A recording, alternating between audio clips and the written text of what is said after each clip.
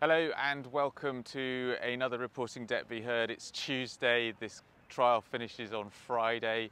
We're all still just about going. Park bench interview today is with a lady dressed as Amber Turd. I kid you not, here she is being interviewed by Court TV. We will be speaking to Priscilla about hating on Amber, why she thinks it's okay to give her so much grief, and the point that she's trying to get across, which is helping male victims of domestic violence come forward.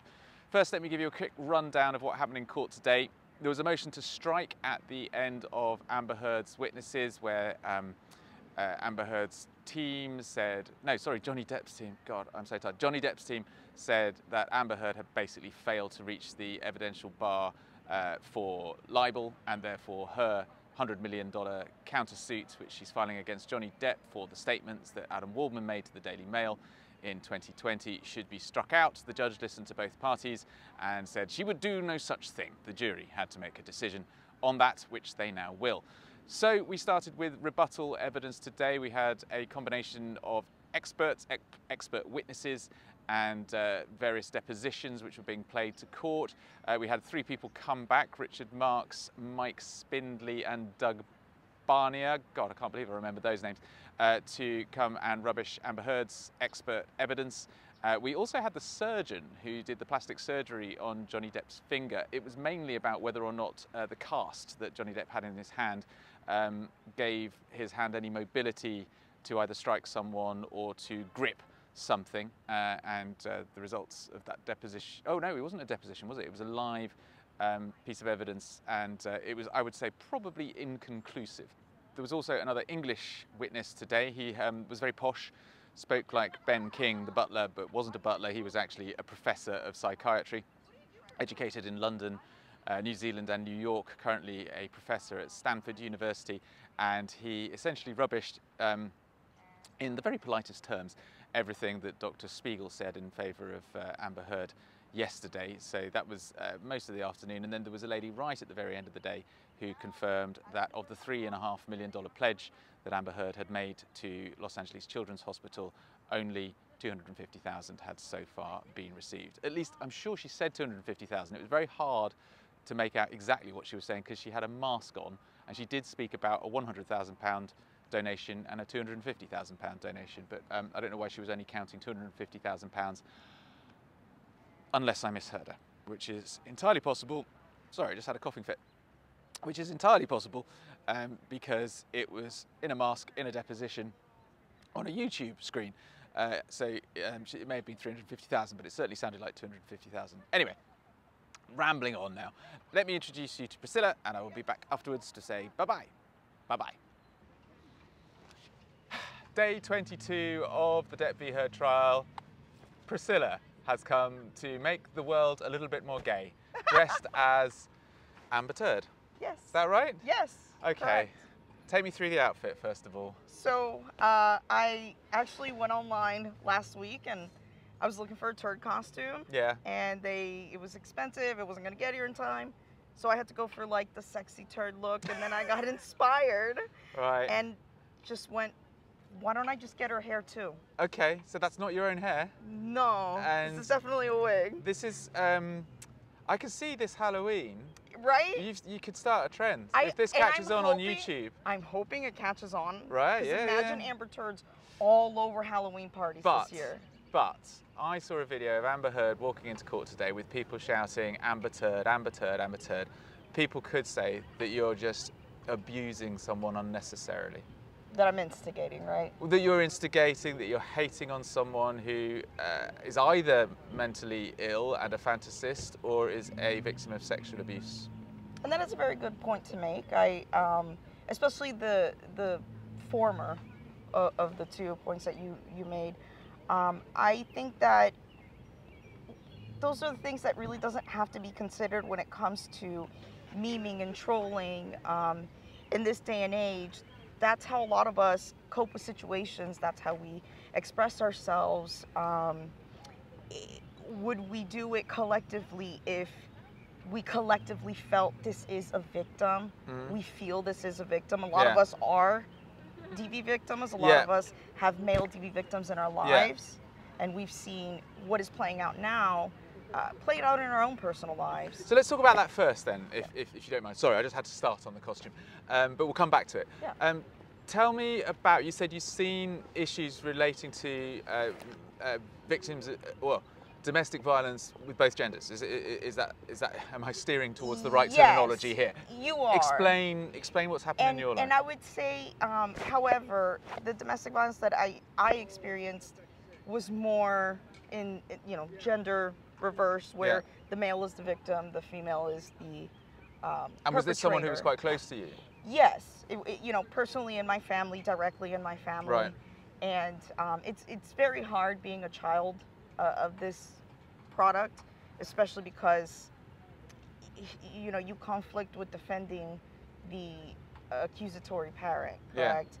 But you see it in if it's your father, if it's your uncle, you see it in them how it ultimately destroys them. It demasculates them, or emasculate, I believe is the word. Yeah. And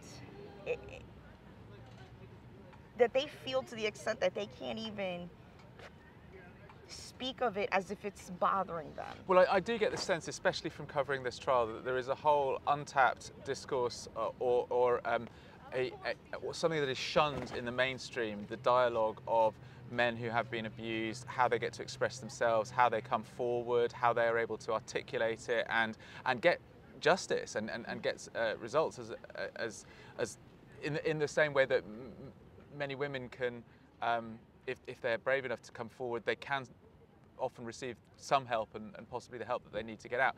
That there isn't enough resources put into male victims of domestic violence, and also men feel very, very difficult about coming forward to express any problems they might be happening. Very ashamed, and I feel in a way I can relate to it, not because I'm a male, but for example, and this is kind of left field, unrelated. Yeah.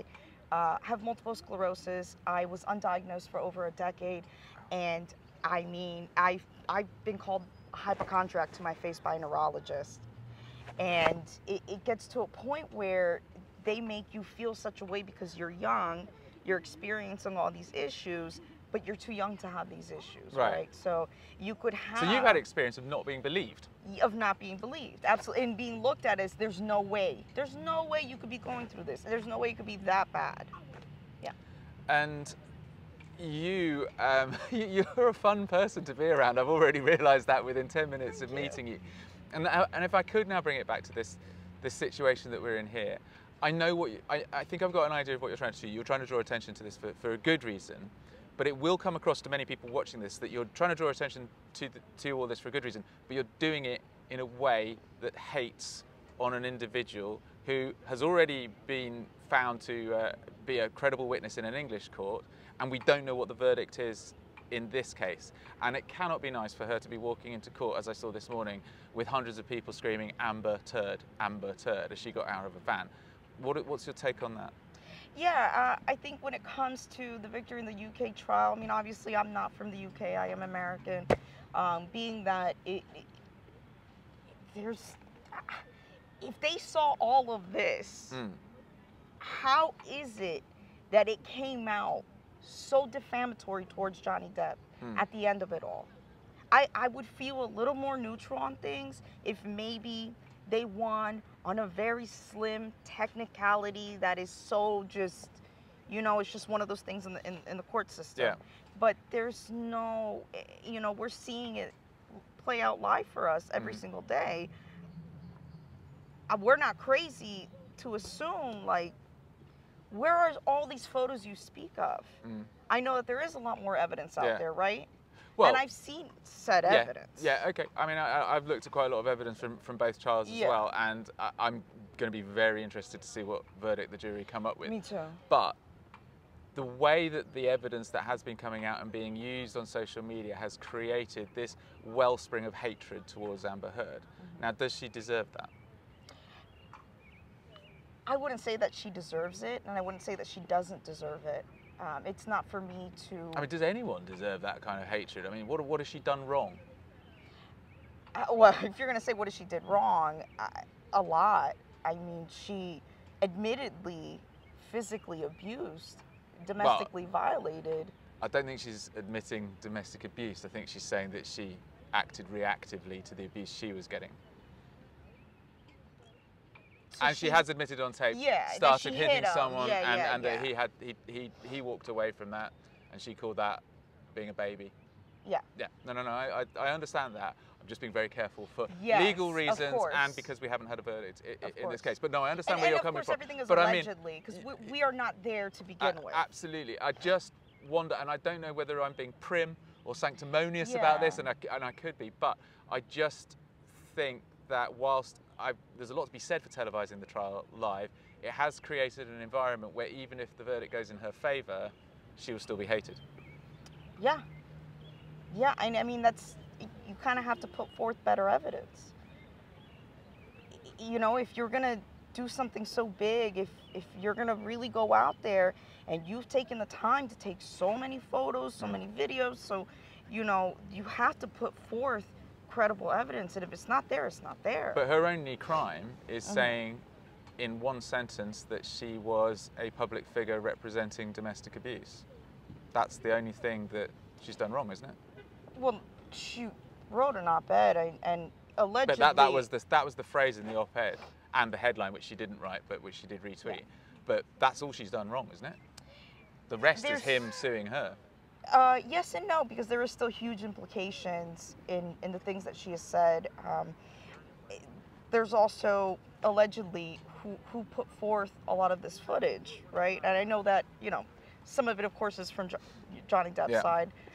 But there's a lot of it where it's denied, oh, well, no one has given up this footage. And it's just one of those things where you really sit and you feel the fishiness. And back on the conversation of, is this going overboard, right? And I thought about that. Says a woman dressed as a turd. Is this a little bit much? Yeah. I mean, I guess it's an American, it's a little different, you know, because we do radically view, you know, our First Amendment. We'll review our First Amendment in a very radical way. We're entitled to view it in a radical way. And you can make the argument that people are entitled to be entertained by this trial. However, there is, I believe, if you're going after victims as a whole, then you are crossing the line. If people are going out there and, you know, putting, what is it called, a bruised kid, if they're using a bruised kid on their own face, if they're trying to dress like her and, you know what I mean? Then I feel like that's definitely absolutely crossing the line. That's not the message anyone wants to send, but... Do you think, as an advocate who wants to help people who have been abused, that this hating on Amber Heard could stop other victims of domestic abuse coming forward? No. You don't think so? You don't think they'll take one look at what's happening to her and they'll go, Christ, if I make any kind of, if I try and get help, this is going to end up in court. I'm going to get sued for defamation and I'm going to have my entire private life spread all over the media. Yeah. Because that's what a lot of people are saying. They're saying that all the jokes that you're making about Amber Heard, she won't get to see them, but other victims of domestic abuse will, and it will stop them from coming forward. Yeah, being that I am in that circle, you know, in the circle of domestic abuse, sexual abuse, things of that nature, it doesn't stop people like us who really, truly are going through these things. It doesn't stop us from coming forward. It doesn't stop us from making our police reports. We may not have the money to fight it in court because we are the common people, but it does not stop us.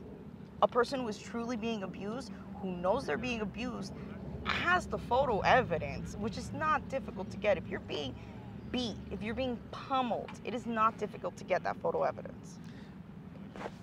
And so what are you hoping that is good that will come out of this trial? That people will start looking at male domestic abuse victims more seriously. And that they're not pussies, they're not big babies, they're not weak men.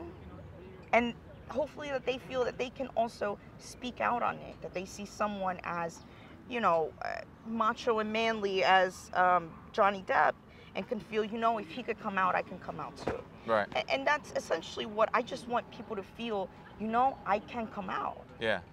And I don't think that it deters. I don't think that things like this deters. Now, I would think that if someone is, like I said, actually going out of the way to look like a DV victim, I think that's going too far. That is, in a sense, going after actual DV victims. But of course, this is just my opinion. No, and I'm very grateful to you for your opinion. Yeah. Thank you very much for joining me on day 22 of this very, very lengthy trial. I'm sorry if my questions weren't as good as they could be. I'm starting to get a little bit like this now. You know what I mean? And I appreciate it's a long because day. you know what?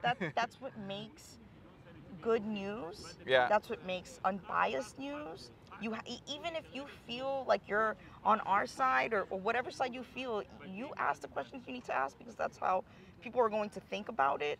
Well, I tell you what has been really refreshing actually this week. There have been a multiplicity of voices and opinions, and I like the way that people are having these discussions around and about outside the court building as well, because I mean my thing is that things go wrong when people stop communicating and just sort of start hating at each other, and the best way to get to the bottom of people's perspective is just to sit down and talk to them. So exactly, Priscilla, I'm very, very grateful to you for doing that today. Thank you. Well, I just want to say one more thing.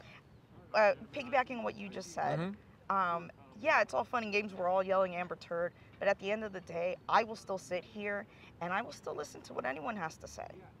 Because it's not about arguments. It's not about who's right, who's wrong. It's about being able to come together and have these conversations and get a little bit closer to an understanding, right? How do you think she does feel about being called Amber Turd, though? Oh, I mean, of course she doesn't feel good about it. It's hard for me to sympathize. Okay, I understand. Yeah.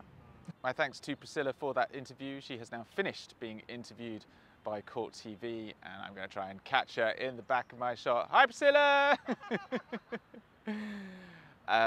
Whatever the rights and wrongs of what she's doing, she is a fun person, and I'm grateful to her for the interview. So that's it for Reporting Depp v. Heard for today. I will be back in court tomorrow, so there'll be another one of these videos tomorrow. If you want to support what I'm doing, there's no point in signing up to the newsletter now unless you're really desperate to get 4 more newsletters. Go to reportingdeppvheard.net/newsletter. For a small donation, you can get the remaining 4 newsletters and one that I will send out on the verdict, obviously. Or you can just support my work by watching some of these other videos or subscribing to the amazing podcast, which is also called Reporting Depp v. Heard. I thought I'd keep it simple. And I thought Reporting Depp v. Heard was a really good sort of, I don't know, umbrella to put over all my work. It turns out it's quite a generic name. Never mind. So that's it. Goodbye from Fairfax County Court behind me. I will be back tomorrow. I'm counting down the days, but I'm still having fun and meeting people and learning things, which I guess this is what life is all about, as well as this court case. Bye-bye now.